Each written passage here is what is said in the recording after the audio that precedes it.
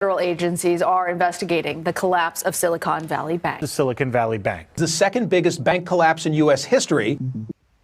नमस्कार दोस्तों, आपने पिछले दिनों सुना होगा कि अमेरिका का सिलिकॉन वैली बैंक दिवालिया हो गया। वैसे इसकी चर्चा भारत में इसलिए भी ज़्यादा हुई क्योंकि कई इंडियन स्टार्टअप्स के अकाउंट्स इस बैंक में हैं। वैसे मौजूदा समय में जिस तरीके से अलग अलग देशों के बैंकों की फाइनेंशियल कंडीशन पर बात हो रही है, उसने 2008 की मंदी की यादों को एक बार फिर से ताज़ा कर दिया है। दरअसल आज का दौर ऐसा है कि अलग अलग देशों की अर्थव्यवस्थाएं एक दूसरे से जुड़ी हुई हैं, तो अगर किसी देश के बैंक दिवालिया होते हैं तो उसका असर दूसरे देश के बैंकों पर पड़ना लाजमी है।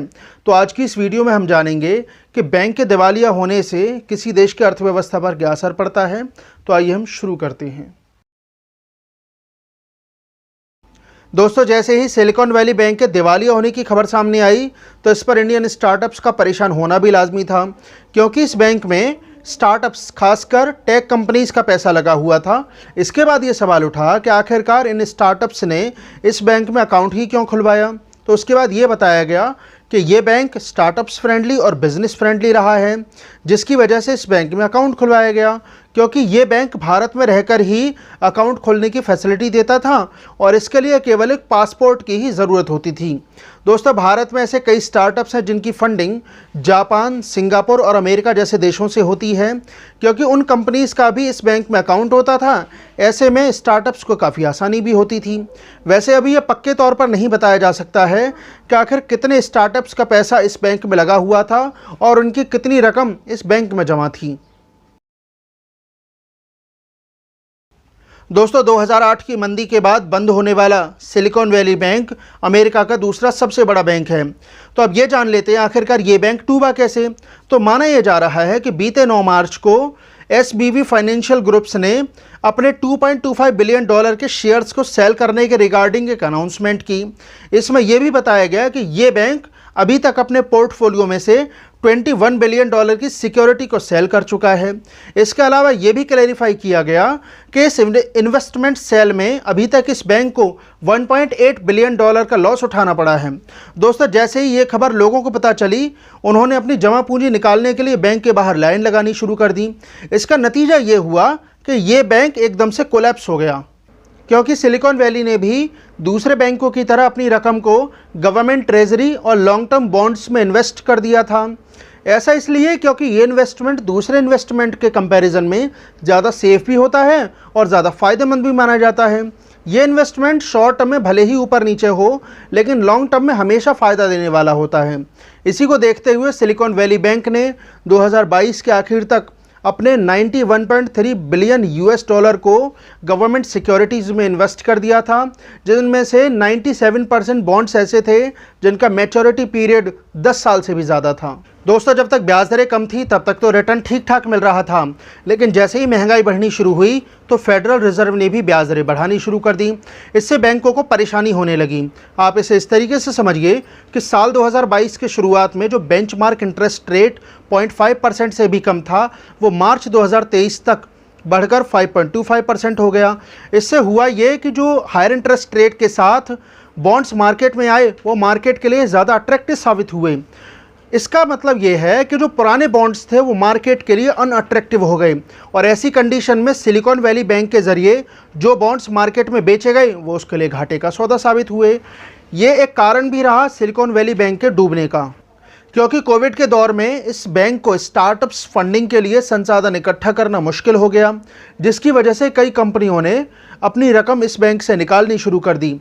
ऐसे में इस बैंक को अपने इन्वेस्टमेंट ऐसे टाइम पर मार्केट में बेचने पड़े जब उनकी वैल्यू कम थी, जिसकी वजह से कई इन्वेस्टर्स ने अपना पैसा इस बैंक से निकालना शुरू कर दिया, और ये बैंक लोअर कैश रिजर्व के चलते कस्टमर्स की डिमांड को पूरा नहीं कर पाया और दिवालिया हो गया। इसी को देखते हुए अमेरिकी बैंकिंग सिस्टम में भरोसा दिखाने के लिए, यानी कि लोगों का भरोसा अमेरिकी बैंकिंग सिस्टम में जगाने के लिए खुद अमेरिकी राष्ट्रपति को सामने आना पड़ा।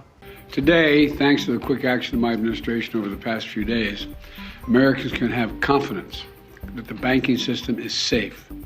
Your deposits will be there when you need them. Small businesses across the country, the deposit accounts at these banks can breathe easier knowing they'll be able to pay their workers and pay their bills. दोस्तों, America में दिवालिया बैंकों का record रखने की शुरुआत साल 2001 में हुई थी। और नवभारत टाइम्स की रिपोर्ट बताती है कि तब से लेकर अब तक अमेरिका में 500 से ज़्यादा बैंक डूब चुके हैं। लेकिन सवाल यहाँ पर ये उठता है कि बैंकों पर संकट तो पहले भी आया है, लेकिन अब इतनी सुर्खियाँ क्यों बन रही हैं। तो बताया जा रहा है कि 2008 में एसेट्स के हिसाब से 25 बैंक डूब गए थे और कोई नहीं चाहता कि 2008 जैसे हालात एक बार फिर से आ जाएं। वैसे कोई बैंक तब डूबता है जब लोगों का उस पर से भरोसा उठ जाता है। ऐसा ही कुछ हुआ सिग्नेचर बैंक को लेकर। Signature bank silicon valley bank के बाद डूबने वाला दूसरा बैंक था। वैसे हुआ ये कि सिलिकॉन वैली बैंक जैसे ही डूबा तो लोगों में पैनिक फैल गया और अपनी जमा पूंजी को निकालने के लिए सिग्नेचर बैंक के बाहर लंबी लंबी लाइनें लगने लगीं। ये बैंक टेक बेस्ड वेंचर्स को क्रिप्टो बैक सर्विसेज प्रोवाइड कराता था। वैसे यहाँ पर हालात सिलिकॉन वैली बैंक जैसे ख़राब नहीं हुए, क्योंकि जैसे ही ये बैंक डूबा तभी इसकी रेगुलेटरी बॉडी ने इसकी कमान अपने हाथों में ले ली। वैसे यूएस में जो ये बैंक कोलैप्स हुए हैं उसके एक नहीं कई कारण बताए जा रहे हैं। बताया तो ये भी जा रहा है कि 2008 के फाइनेंशियल क्राइसिस के बाद अमेरिका में बैंकिंग रेगुलेशंस के नियम काफ़ी ज़्यादा सख्त कर दिए गए थे। यानी कि अब बैंकों को किसी भी संकट से निपटने के लिए कुछ अमाउंट रिजर्व रखना होता था। ये कुछ वैसा ही है जैसे इंडियन बैंकिंग सिस्टम में आरबीआई गाइडलाइंस के मुताबिक जो शेड्यूल बैंक्स हैं वो कुछ अमाउंट सीआरआर यानी कि कैश रिजर्व रेशियो के रूप में रखती हैं, जिसकी मदद से आरबीआई इकोनॉमी में money supply, level of inflation और लिक्विडिटी को रेगुलेट करता है। बहरहाल 2008 की फाइनेंशियल क्राइसिस को देखते हुए यूएस रेगुलेटरी अथॉरिटीज़ ने बैंक्स के लिए कुछ रेगुलेशंस बनाए, लेकिन सिलिकॉन वैली बैंक या फिर इसके जैसे दूसरे बैंक्स पर ये रेगुलेशंस लागू नहीं होते थे, जिसका कारण था पूर्व अमेरिकी राष्ट्रपति डोनाल्ड ट्रंप के ज़रिए साइन किया गया वो बिल जो कि रीजनल बैंक्स को अपना बिजनेस आगे बढ़ाने के लिए इन रेगुलेशन से आज़ादी देता था। ऐसे में किसी शॉक या फिर इंस्टेंट नीड से बचने के लिए इन बैंक्स को कम कैश रिजर्व मेंटेन करना पड़ता था, जो कि इनकी बदहाली का एक कारण भी बना। दोस्तों, अमेरिका इतनी बड़ी अर्थव्यवस्था है कि यहाँ पर होने वाली उथल पुथल का ग्लोबल इकोनॉमी में बड़ा असर देखने को मिलता है। ऐसा ही कुछ हुआ 15 सितंबर 2008 को, जब पिछले कुछ समय से विवादों में घिरी अमेरिकी global financial firm Lehmann brothers ने बैंक्रप्सी की घोषणा कर दी। ये अमेरिका का चौथा सबसे बड़ा इन्वेस्टमेंट बैंक था, जिसके दुनिया भर में 25,000 से ज़्यादा कर्मचारी थे। इसके तुरंत बाद ही वॉशिंगटन म्यूचुअल बैंक भी दिवालिया हो जाता है और यहाँ से शुरुआत होती है अमेरिका में धीरे धीरे कई बैंक फेल होने की। ये इतना बड़ा क्राइसिस था कि इसने अमेरिका के फाइनेंशियल मार्केट सिस्टम तक को हिलाकर रख दिया और इस तरीके से दुनिया भर में शुरुआत होती है मंदी की, जिसे 1930 के बाद सबसे बड़ा रिसेशन माना जा रहा था। दोस्तों, ऐसा माना जाता है कि यूएस से शुरू हुए ग्लोबल फाइनेंशियल क्राइसिस की शुरुआत नीतियों में खामी का ही नतीजा थी। ऐसा इसलिए क्योंकि 2004-05 के दौरान अमेरिकी फाइनेंशियल इंस्टीट्यूशंस ने अपने क्लाइंट्स को अनसिक्योर्ड रिस्क और रिस्की होम लोन प्रोवाइड किए।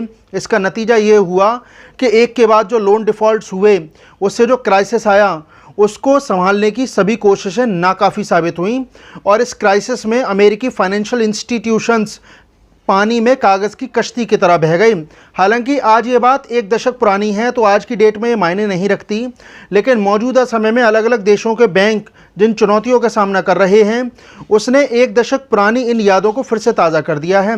दोस्तों, मैंने मंदी पर एक वीडियो बनाई है, आप इसे देखें। इनमें उन वजहों के बारे में जानकारी दी गई है जो 2023 में रिसेशन का कारण बन सकती हैं।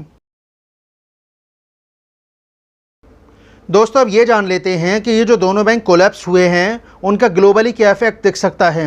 तो आप इसे इस तरीके से समझिए कि जब ये दोनों बैंक बंद हुए उसके बाद federal reserve, the US treasury department और फेडरल डिपॉजिट इंश्योरेंस कॉरपोरेशन ने एक जॉइंट स्टेटमेंट दिया और उसमें क्लियर किया कि सिलिकॉन वैली बैंक और सिग्नेचर बैंक के जो डिपॉजिटर्स हैं उनकी केवल $2.5 लाख तक की ही रकम लीगली इंश्योर रहेगी। यानी कि मतलब साफ है, अगर सिलिकॉन वैली बैंक के ही क्लाइंट्स की ही बात की जाए तो उनकी जो इसमें जमा पूंजी है वो $2.5 लाख से कहीं ज़्यादा है। इसका मतलब ये है कि जो सभी डिपॉजिटर्स हैं उनको अपनी पूरी रकम नहीं मिल पाएगी और ऐसी आशंका भी जताई जा रही है कि इसका खामियाजा इन स्टार्टअप्स में जॉब कट्स के रूप में सामने आ सकता है। और ये भी आशंका जताई जा रही है कि ये जो बैंक डूबे हैं अमेरिका में, कहीं ऐसा ना हो कि अलग अलग देशों से अलग अलग बैंक के डूबने की भी खबरें सामने आने लग जाएं।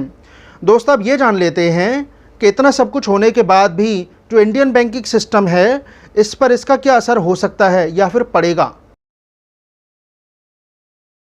मौजूदा समय में दुनिया के कई देशों की अर्थव्यवस्थाओं में जो उथल पुथल देखने को मिल रही है उसका भारत पर ज़्यादा नहीं तो थोड़ा सा ज़रूर देखने को मिल सकता है।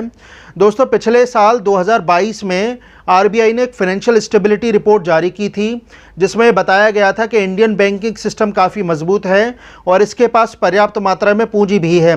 साथ ही ये भी जानकारी दी गई थी कि जो डोमेस्टिक बैंक्स हैं उनका सितंबर 2022 में एनपीए पिछले 7 साल में अपने निचले स्तर यानी कि 5% पर बना हुआ है। यानी कि ये कहा जा सकता है कि किसी भी ग्लोबल इश्यू से निपटने के लिए फ़िलहाल के लिए तो इंडियन बैंकिंग सिस्टम काफ़ी मजबूत है, लेकिन परेशानी देखने को मिल सकती है उन इंडियन टेक बेस्ड स्टार्टअप्स या फिर आईटी फर्म्स में जिनका अकाउंट एसवीबी जैसी बैंक में है। दोस्तों, 2011 में भारत में जब स्टार्टअप कल्चर की शुरुआत हुई तो उस समय यहाँ की कई कंपनियों ने एसवीबी में काफ़ी ज़्यादा इन्वेस्ट किया, जिसमें पेटीएम की पेरेंट कंपनी 197, स्नैपडील और ब्लूस्टोन जैसे दिग्गज नाम शामिल हैं। मौजूदा समय में भारत में जो स्टार्टअप्स हैं वो देश की इकोनॉमी में एक अहम रोल प्ले करते हैं, लेकिन जिस तरीके के हालात इस समय दुनिया भर की अर्थव्यवस्थाओं में बन रहे हैं उससे इनके मार्केट में टिके रहने की संभावना पर प्रश्न चिन्ह ज़रूर खड़ा हो जाता है। तो ऐसे में देखने वाली बात होगी कि दुनिया भर की अर्थव्यवस्थाएं आगे आने वाले समय में किस तरीके से सर्वाइव करती हैं और भारतीय अर्थव्यवस्था पर इसका कितना असर भी रहता है। बहुत बहुत शुक्रिया।